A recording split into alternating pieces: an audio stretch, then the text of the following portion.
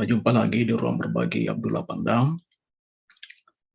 Kali ini kita akan mencoba membahas salah satu bagian penting dalam suatu usulan penelitian ataupun dalam laporan penelitian, yaitu latar belakang. Bagaimana sih menyusun latar belakang penelitian itu? Ya, sepintas bagian ini sepertinya gampang. Ya, tapi sesungguhnya bagian ini merupakan pintu pertama, pembuka mata mengenai penelitian yang kita mau lakukan itu atau yang telah kita lakukan itu penting dilakukan, punya dasar apa tidak. Nah, di bagian sinilah dijelaskan. Pengalaman saya sebagai pembimbing ya mahasiswa S1, S2 maupun S3, mahasiswa seringkali menunjukkan kesulitan dalam menyusun latar belakang yang baik. Ya, seringkali latar belakang yang ditulis itu cukup panjang, tapi substansi isinya tidak menjelaskan banyak hal mengenai mengapa penelitian itu dilakukan dan apa sebetulnya substansi yang ingin diteliti dan kenapa. Itu sebabnya saya merasa penting juga untuk menyampaikan beberapa pokok pemikiran dan hasil evaluasi saya terhadap contoh latar belakang ya yang sudah dibuat oleh mahasiswa saya dan untuk kita jadikan acuan belajar bersama. Kali ini saya fokus kepada contoh usulan riset penelitian eksperimen ya. Jadi kita akan mencoba melihat ya contoh satu ya. Ini salah satu usulan penelitian S1 ketika pertama kali dikirimkan ke saya melalui WA ya. Judulnya adalah penerapan teknik operan conditioning untuk mengatasi prokrastinasi akademik siswa SMK Negeri 1 Polewali. Ya, saya tidak perlu mengkritisi bagian-bagian variabelnya, tapi terkait dengan substansi latar belakang dari penelitian ini. Jadi di sini jelas ya akan menerapkan teknik yang disebut operant conditioning untuk mengatasi prokrastinasi akademik siswa. Jadi variabel terikatnya adalah prokrastinasi akademik siswa. Coba kita lihat latar belakangnya. Bagaimana mahasiswa menuliskan latar belakangnya. Saya tidak tuliskan nama mahasiswanya ya. Nah, dimulai dari konteks. Pendidikan di sekolah diwujudkan melalui proses pembelajaran diterima siswa. Sekolah mempunyai tugas mengembangkan, menumbuhkan pengetahuan aspek, dan seterusnya. Ya. Lalu selain itu sekolah mempunyai tujuan. Kita lihat dalam konteks tadi prokrastinasi akademik, apa gunanya semua kata-kata yang ada dalam paragraf pertama ini. Jadi paragraf pertama ini sangat tidak efektif, tidak ada gunanya. Jadi kita coba ya menggunakan merah untuk apalagi namanya untuk menandai bahwa ini tidak efektif ya. Jadi kita menggunakan ini. Ya ini terlalu jauh. Ya, terlalu jauh. Nah, kita kemudian melihat sesuai sistem pendidikan bertujuan, pendidikan nasional berfungsi mengembangkan, mencerdaskan. Ya, ini tidak ada kaitannya. Atau di paragraf berikut sama sekali tidak mengaitkan. Dan kalau kita lihat dalam problem prokrastinasi, di bagian mana Pak? Problem prokrastinasi itu akan kita acu. Nah, boleh kita mengambil yang seperti ini, tapi harus mengacu kemana? Watak? Ya, ya, boleh saja kalau seperti itu, tapi kan di paragraf berikutnya harus sudah disampaikan itu, berdasarkan itu. Tapi ini kan masih membuat acuan, sehingga kita menganggap konteks ini tidak relevan. Ya, kita coret. Nah, pelaksanaan proses pendidikan tersebut hampir semua kecepatan terampilan demi tercapainya si belajar yang baik, maka proses terpadu melibatkan, ya ini sampai IQ, minat bakat, dan seterusnya. Ini tidak ada relevansinya sama sekali. Ya, jadi ini panjang saja membuat kalimat. Nah, berdasarkan penjelasan tersebut diketahui bahwa secara tidak langsung demi tercapainya si belajar, maka perlu, ya sama sekali tidak ada kan konteksnya, perlu menjauhi perilaku menunda-nunda. Ya, itu artinya peneliti itu perlu, dan saya sarankan itu mencari konteks lain ya sebagai acuan untuk menjelaskan mengapa perilaku menunda-nunda atau disebut prokrastinasi itu penting dipersoalkan. Ya, nah itu berarti konteksnya yang kurang tepat, ya konteks acuannya yang kurang tepat. Lalu kemudian ada kalimat berikut, prokrastinasi diklasifikasi menjadi dua bagian, yaitu akademik prokrastinasi dan adalah, nah ini tidak jelas ini ngapain ada kalimat ini, ya tidak berkaitan dengan konteks, lalu kemudian menjelaskan. Nah ini sebetulnya kalimat semacam ini nanti sebagai penjelasan variabel, ini nanti ada di bab 2. Ya, kalau kita ingin beberapa contoh di sini tidak perlu dijelaskan. Ya, tidak perlu dijelaskan bagian ini. Di bagian latar belakang, namanya latar belakang tidak ada tentang apa itu prokrastinasi, berapa banyak contohnya, kecuali misalnya nanti peneliti hanya mengambil satu bagian, tapi tidak dijelaskan di berikutnya. Dalam kancah psikologi, ya ini istilah menunda pekerjaan dikenal istilah. Nah ini tidak perlu yang seperti ini, berasal dari kata apa? Ini tidak relevan sebagai latar belakang. Ya, jadi yang seperti ini ada di bab yang menjelaskan mengenai variabel, dan itu biasanya di bab 2. Ya. Karakteristik mungkin tidak, tapi ini tidak perlu ya. Tidak, konteksnya saja. Prokrastinasi dapat dikatakan sebagai suatu penundaan, kecenderungan pekerjaan, ya saya juga merasa belum ada sebetulnya, bisa kita lihat di sini. Nah, boleh di sini ya, prokrastinasi sebagai penghindaran tugas melibatkan, sebenarnya boleh ke sini ya. Jadi prokrastinasi berkaitan dengan aspek-aspek penghindaran tugas, ya ke perasaan senang tidak senang, ketakutan. Kemudian menurut Pangestu ini identik dengan bentuk kemalasan dan keterlambatan. Nah, boleh begitu ya, tapi konteks di atasnya tadi itu harus jelas. Artinya kita akan mengacu ke aspek ini. Jadi pengertian itu tidak usah pengertian. Ya, tidak ada pengertian. Kita hanya ingin memahami prokrastinasi dalam kaitan dengan ini, kita akan bicara dalam aspek apa. Ya, artinya ini bisa membantu kita memahami bahwa prokrastinasi penghindaran tugas, ya lalu berkaitan dengan keterlambatan. Oke. Nah, setelah ini seharusnya yang ada adalah apa? Masalahnya apa?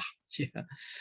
Nah, hasil penelitian oke, boleh ya, prokrastinasi menunjukkan bahwa peneliti ternyata menemukan ya siswa yang banyak melakukan prokrastinasi. Tapi ini kan tidak jelas apa temuannya, hanya banyak ya. Kalau banyak jangan usah di tempat lain. Justru yang kita mau teliti di tempat kita. Jadi penelitian yang perlu dikacu di situ adalah penelitian kaitan yang dengan variabel kita, dengan teknik yang akan kita. Jadi bukan untuk membuktikan banyak. Ya, justru yang kita membuktikan banyak itu adalah nanti survei awal di penelitian kita. Jadi hasil penelitian ini tidak relevan. Ya, penyebab berbeda-beda. Nah, tapi ini kan tidak jelas apa itu. Ya, jadi apa yang ingin kita yang perlu diperjelas sebetulnya adalah bagian ini ya. Jadi penyebab berbeda-beda itu apa saja. Nah, kalau ini nanti akan kita urai. Ya. Jadi hasil penelitian di Kudus ini menunjukkan bahwa beberapa penyebab berbeda-beda. Nanti akan kita bandingkan di tempat saya akan meneliti ini nanti apa saja penyebabnya, kalau memang nanti penelitiannya akan berkaitan dengan penyebab. Seharusnya tidak terjadi dalam pendidikan berpengaruh negatif. Nah, ini boleh tadi disambung ke atas ya. Jadi sebelum semua masalah prokrastinasi akademik ini seharusnya tidak terjadi. Namun kenyataannya masih terjadi. Oke, berarti ini yang kurang tepat ya. Penempatan kalimat dari ini kurang tepat. Ya. Memulai untuk membantu prokrastinasi akademik dialami siswa peneliti memberi. Nah, ini belum jelas apa masalahnya. tiba-tiba mau diselesaikan. Kita belum tahu, misalnya tadi meneliti di mana nih? Ya di Polewali SMK Negeri ya. Apa yang terjadi di SMK Negeri 1 Polewali sana berkaitan dengan perilaku prokrastinasi? Ada enggak siswa di sana dan seperti apa bentuk perilakunya? Ya, apa akibat kalau terjadi seperti itu? Baru kita akan bicara mengenai apa yang harus dilakukan. Ya, ini juga tiba-tiba perang kondisi nih.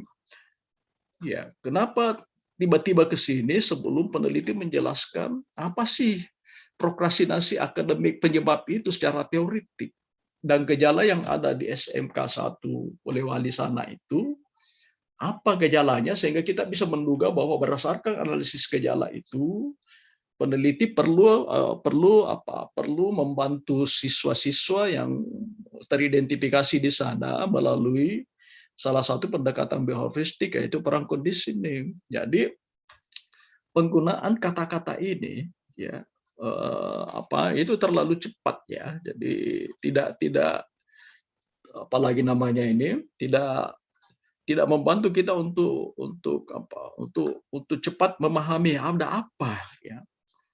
Ya, lalu kemudian pendekatan behavioral ini kan penjelasan untuk mendukung, tapi mengapanya ini yang tidak dijelaskan oleh peneliti. Ya, oke, mendati. Apakah ini masalahnya? Jadi semua tingkah laku itu dapat dipelajari. Masalah kita adalah apakah prokrastinasi.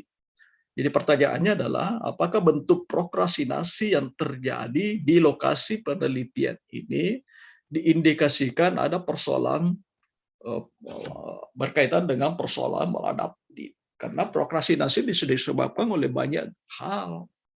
Ya, bisa memang berkaitan dengan behavioristik, misalnya habituasi, ketidakmampuan siswa untuk mengelola waktunya. Nah, kalau ada indikasi seperti itu, maka peneliti bisa menuliskan mengenai pendekatan behavioristik. Tapi kalau misalnya ternyata penyebabnya adalah di sana mereka memang menganggap sekolah itu tidak penting, ngapain sih harus cepat-cepat ke sekolah? Mengapa kita harus mempercepat menyelesaikan tugas? Mengapa nunda-nunda kan nggak apa-apa? Itu kan berkaitan kognitif. Perang kondisi ini tidak efektif untuk kasus seperti itu. Nah, itu sebabnya dalam penelitian memang peneliti harus menjelaskan dulu ya. Hasil survei awalnya menunjukkan apa. Jadi pertama harus dipastikan di tempat itu memang ada gejala itu dan cukup mengkhawatirkan. Lalu kemudian kita mencoba mempelajari gejalanya, kira-kira gejala-gejala yang terjadi di sana itu gejala behavioristik, gejala kognitif, atau gejala-gejala yang berkaitan dengan afeksi terhadap sekolah misalnya ya. Nah, itu yang perlu. Nah, kemudian coba kita maka penulis mencoba melakukan. Ya, ini latar belakang yang belum ada latar belakangnya. Ya, dari sisi penelitian. Ya, oke, mari kita lihat lagi yang bagian kedua itu contoh tadi. Contoh kedua, ya ini penelitiannya efektif problem fokus coping. Ya, salah satu teknik ini dalam bimbingan konseling untuk mengatasi stres belajar. Jadi variabel yang dimasalahkan adalah stres belajar siswa pada mata pelajaran matematika di SMA Negeri 2 Bulukumba. Jadi konteks ini harus apa sih latar belakangnya ini? Ada masalah apa dengan stres belajar pada mata pelajaran matematika di SMA Negeri 2? Itu yang harus dijelaskan. Ya, itu yang kita cari. Nanti kan lalu kemudian mengapa tiba-tiba menggunakan problem fokus coping? Nah, itu pertanyaan yang kita coba cari. Adakah dijawab di latar belakang? Nah, ini peneliti ini langsung bicara stres belajar merupakan stres terjadi pada lingkungan sekolah yang seringkali dialami siswa. Oke. Lalu ini tidak ada titik tiba-tiba Bartelli ya. Jadi ini dari sisi cara pengutipan salah ya. Jadi harusnya ada titik di sini. Tapi ini siapa? Ini titik ini dalam kurung maksudnya barangkali ya. Barangkali maksudnya ini ya. Dalam kurung Bartelli 2017 itu harusnya begitu ya. Cara menulisnya. Ya, bersumber dari pembelajaran atau dengan kegiatan. Nah, ini tiba-tiba peneliti mengatakan bersumber dari pembelajaran, dari mana? Ya, dari mana ini? Dari mana acuannya tiba-tiba peneliti bicara bahwa hal tersebut bersumber? Ya, Rahmawati mengungkapkan bahwa stres belajar merupakan suatu keadaan di mana terjadi ketimpangan. Tidak ada kaitannya. Jadi paragraf ini dari sisi kalimat sangat tidak runtuh. Ya, dan sebagai acuan untuk memulai latar belakang ini juga tidak efektif. Nah, tiba-tiba studi awal. Jadi konteks mengenai mengapa stres belajar itu perlu dipersoalkan itu belum ada, ya. Jadi apa itu dudukan konteksnya belum ada, kemudian situasi-situasi berkaitan dengan stres belajar belum ada. Nah, kemudian studi awal di SMP Negeri 2 yaitu wawancara pada guru BK. Apa hasil wawancara? Berdasarkan wawancara dengan guru BK diperoleh informasi banyak siswa yang merasakan stres belajar. Nah, ini sebetulnya patut dipertanyakan. Banyak siswa mengalami stres belajar itu apa sih indikasinya, ya? Apa guru BK memang punya data, dan banyak ini tidak jelas, ya? Ya, sebagian besar atau bagaimana? Ya, ini pembelajaran online, padahal di judulnya tadi adalah pembelajaran matematika. Nah, mengapa bukan guru matematika yang ditanyakan?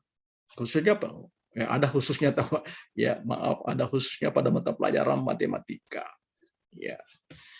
Banyak siswa hal tersebut dapat diketahui dalam laporan yang diberikan oleh guru mata pelajaran kepada guru BK. Sering, oke, jadi sebetulnya ini yang dikatakan berdasarkan data yang ada pada guru BK.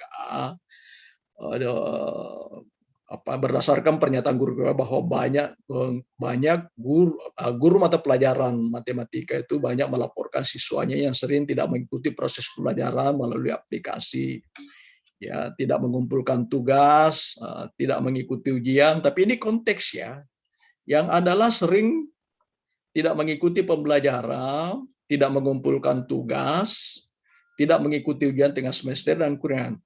Tapi apa kaitannya dengan stres belajar? Ini kan yang masalah sekarang, ya. Ini masalah yang ditunjukkan oleh siswa, ya. Jadi masalah yang ditunjukkan siswa, gejala yang kita lihat. Apa yang menunjukkan bahwa gejala ini adalah indikasi stres belajar? Kalaupun iya, harus ditunjukkan bahwa gejala ini adalah contoh. Nah, itu nanti dijadikan, misalnya ada teori mengatakan bahwa tidak mengumpulkan tugas, tidak mengikuti ujian, kurang memenuhi standar kelulusan, itu adalah gejala stres. Ya kan tidak ada, ya. Tidak ada relevansinya. Ya, relevansinya. Boleh ya. Jadi boleh menggunakan ini setelah ada penjelasan konseptual yang menunjukkan bahwa indikasi-indikasi yang disebutkan oleh guru mapel matematika adalah indikasi stres. Nah, untuk memastikan bahwa mereka mengalami stres belajar, maka kepada mereka diberikan angket, ya, untuk mengukur. Jadi ada skala stres belajar yang diberikan kepada kelas ini. Ya, lalu kemudian di sini didapat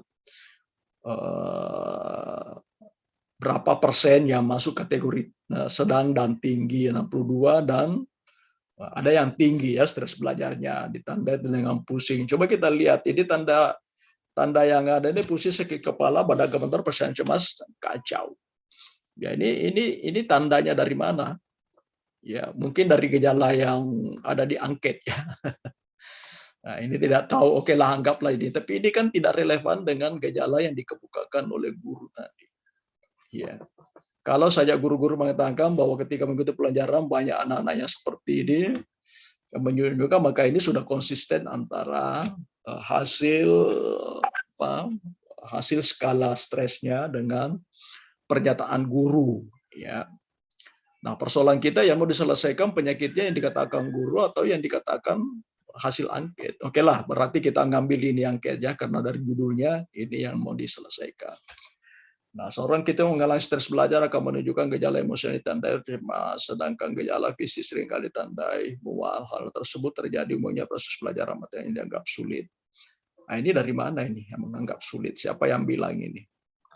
Ya, karena kalau ini kan gejala hanya disebutkan oleh Tahir ya, perut mual. Kalau gejalanya seperti ini tidak satu pun dari gejala ini yang ditunjukkan yang disampaikan oleh guru tadi ya. Nah, itu kalau ini gejala ini stres belajar, cemas, depresi, merasa kurang dihargai ini tidak ada. Ya. Jadi pernyataan latar belakang dari guru BK dan pernyataan guru tidak relevan dipakai ya dalam kasus ini. Kemudian wawancara lepas yang dilakukan, ini bagus sih sebetulnya karena ini mencoba mencari tahu ya.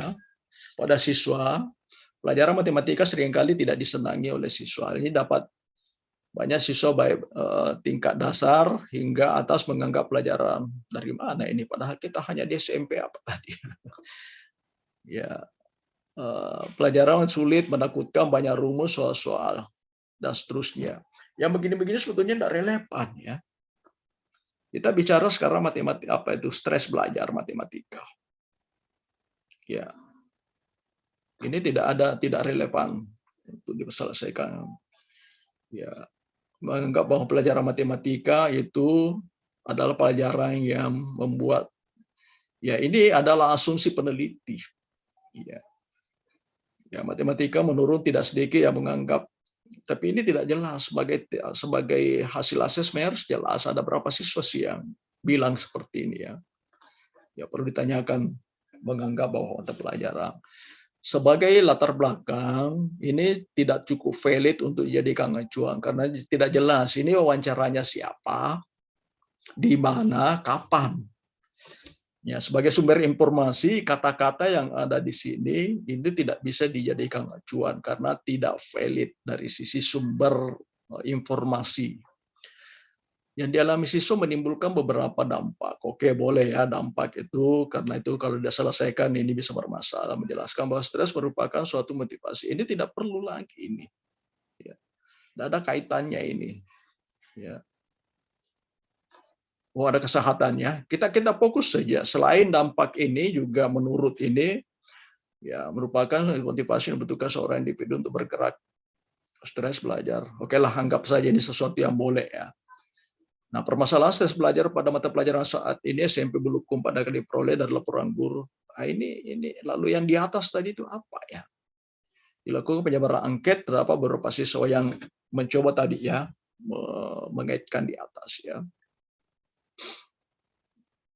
Tidak mengikuti pelaksanaan terkait ketika mendapat pelajaran. Nah, ini semua kesimpulan yang tidak jelas dari mana diambil. Ya, ketika itu masih ada tadi tidak mengikuti tapi tertekan ketika mendapat pelajaran sulit, gemetar. Ya, ini kan tidak relevan dengan ini ya. Dan ini juga tidak perlu karena di atas sudah ada. Ya. Jadi di paragraf sebetulnya sudah ada sehingga ini tidak jelas untuk apa ada. Ya. Jadi terdahulu yang telah dilakukan banyak siswa dengan kategori tinggi disebabkan, nah ini oleh sebab ya, karena banyaknya tuntutan, banyaknya tugas yang diberikan. Apa relevansinya kira-kira ya dengan penelitian kita ini? Apakah ini akan menelusuri penyebab? Ya kalau kita lihat rumusan masalah tidak bicara sama sekali dengan penyebabnya. Ya kecuali penyebab dikaitkan tadi dengan intervensi. Jadi misalnya di sini banyaknya tugas yang diberikan membuat siswa secara fisik tertekan secara fisik, tuntutan orang tua menginginkan berprestasi serta hubungan teman. Apa kaitan dari paragraf ini dengan penelitiannya? Fenomena yang terlihat di SMA kelas 2 bukan banyak yang mengarah pada kognisi. Ini dari mana ini? Dari mana ini peneliti menyebutkan ini? Ini kan hanya tiba-tiba saja supaya nanti tekniknya relevan. Dari mana? Coba kita lihat. Baik teori yang disebutkan sebagai penyebab maupun gejala-gejala yang dialami siswa itu gejala fisik semua. Ya. Bukan gejala kognisi. Coba kita kembali lihat. Ya, gejala yang ditunjukkan. Jantung berdebar, ketika merasa khawatir dengan pencapaian nilai, merasa sakit kepala, pusing, ini kan semua gejala behavioristik. Kalau seperti ini harusnya yang dilakukan apa? Ya relaksasi, ya supaya tidak khawatir. Ya, barangkali sedikit ini ya merasa khawatir dengan pencapaian nilai. Nah, ini barangkali bisa ditonjolkan. Ya, tapi seberapa banyak yang merasa khawatir dengan pencapaian nilai? Karena khawatir itu persoalan kognitif. Ya, kalau sakit kepala belum tentu. Ya. Nah, peneliti seharusnya menguraikan banyak terkait faktor-faktor kognisi yang diindikasikan dialami oleh siswa di SMA ini. Ya. Apa di SMP Bulukumba ini, SMP Negeri 2 Bulukumba, supaya ada dasarnya untuk kita tiba-tiba menukik pada obat yang bernama kognisi. Ya, merasa cemas, khawatir, tertekan. Nah, ini tadi ya, tertekan, cemas. Ini tidak relevan ya. Tidak mengikuti daring, tidak mengumpulkan tugas. Dari mana ini kaitannya dengan kognisi? Ini adalah kesimpulan ngawur ya dari penelitinya. Lalu tindak ini tiba-tiba kok pendekatan kognitif ya. Oke tadi berarti cocok pendekatannya, cuma ini kenapa kognisi ya? Dan behavior ya mungkin yang dimaksud ya. Ini barangkali yang dimaksud ini behavior ya. Behavioral. Ya. Kognisi dan behavioral. Tapi harus ditekankan bahwa peneliti akan cenderung untuk mengatasi aspek behavioralnya. Tapi dikatakan ini pendekatan kognitif behavioral ya oke. Kognitif behavioral merupakan pendekatan konsep yang disasari pada konsep pemahaman. Nah, coba kita lihat problem fokus, mengubah stresor dapat dikontrol secara positif dengan cara mempelajari keterampilan agar stresor dapat diatasi langsung. Apa stresornya yang mau diatasi secara langsung? Sementara yang terjadi di sini tadi khawatir ini kan bukan kaitannya dengan stresor. Kalau stresor kan banyaknya tugas. Apakah siswa dilatih untuk mengurangi tugas? Ya, harusnya bukan stresornya. Ya, harusnya yang diatasi adalah respon terhadap stresor.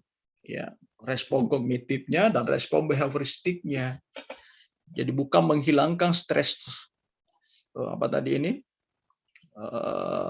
Oke, saya kira ya banyak sekali yang belum cukup dari penelitian yang diajukan oleh teman mahasiswa ini sebagai contoh kasus ya. Mungkin terlalu panjang lebar saya melakukannya sebagai kasus ya. Kita bisa menyimpulkan sebetulnya bahwa beberapa latar belakang, beberapa catatan kelemahan yang ditunjukkan oleh mahasiswa dalam membuat latar belakang penelitian, yaitu secara umum ya, uraian dan alur antar peragat tidak runtut, berputar-putar ya sama tadi. Dua contoh tadi itu seperti itu ya, dan relatif ya, berapa lebih 50% dari usulan yang saya baca dari skripsi, tesis ya seperti itu ya, tidak runtuh dan berputar-putar. Nah, konteks acuannya itu banyak terlalu jauh, kadang tidak jelas ya, tidak relevan dengan permasalahan yang mau dibahas dalam penelitiannya. Jadi isu utama tadi penunda-nunda dan stres belajar, tapi acuan-acuan kemana kita akan mengacu sebagai suatu permasalahan itu tidak cukup jelas disampaikan oleh mahasiswa. Nah, kemudian masalahnya itu juga kurang tajam dan sering tidak didukung data. Banyak sekali kesimpulan-kesimpulan yang dipaksakan oleh peneliti untuk mengatakan bahwa ini yang terjadi, padahal data-data pendukungnya tidak mengarah ke sana. Ya, jadi ini mengajari orang untuk berlogika pendek ya. Data yang didengarkan, informasi yang didengarkan, yang dilihat berbeda, lalu kemudian menyimpulkan hal yang berbeda. Ini sangat tidak memenuhi asas berpikir ilmiah. Berpikir ilmiah itu kesimpulan didasarkan pada fakta. Ya faktanya A, kesimpulannya B. Nah, ini kan masalahnya karena B dipaksakan sebagai kesimpulan yang harus terjadi di lapangan, tapi data yang ditunjukkan di latar belakangnya itu bicara tentang A, bukan tentang B. Ya, itu kelemahan. Kalau memang kita ingin menyimpulkan misalnya tentang ada gejala masalah penundaan, tunjukkan itu. Ya, seberapa parah sih dan gejalanya apa? Ya, kalau ini misalnya tadi stres belajar, kita ingin menunjukkan itu terjadi, ya seberapa parah. Memang ada tadi ya, berdasarkan angket, tapi informasi lain dari guru dan guru BK itu tidak relevan dengan permasalahan stres belajar itu. Ya. Kemudian gejala-gejala stres belajarnya sendiri itu perlu diperjelas. Nah, kemudian lemah dalam mendiagnosis faktor ini yang banyak sekali dialami oleh mahasiswa. Ya, apa sih yang sebenarnya membuat anak-anak stres belajar, baik secara teori maupun secara fakta yang ada di lapangan, berdasarkan indikasi dari data di lapangan. Begitu juga penundaan. Apa saja penjelasan teori mengenai mengapa seseorang itu suka menunda-nunda. Ya, yang banyak ditunjukkan mahasiswa, kepilihan tindakan tiba-tiba saja jatuh dari langit. Ya, tidak didasarkan pada konteks analisis yang memadai, ya, atau analisis sebelumnya tidak nyambung dengan faktor dan data. Ya. Nah, ini secara umum memang kurang tajam dalam membicarakan keunggulan dan kemujarabaan pilihan tindakannya. Inilah beberapa catatan kelemahan yang selama ini saya telaah terjadi di mahasiswa. Baik, lalu bagaimana kita harus menyelesaikan bagaimana sih membuat latar belakang yang baik itu? Ya, ini akan saya jelaskan pada video berikutnya. Silahkan nanti dilihat pada video itu sebagai bagian dari penjelasan saya mengenai bagaimana seharusnya membuat latar belakang suatu penelitian. Saya kira demikian untuk bagian pertama ini. Silahkan diikuti lagi penjelasan pada bagian kedua video ini. Ya, terima kasih.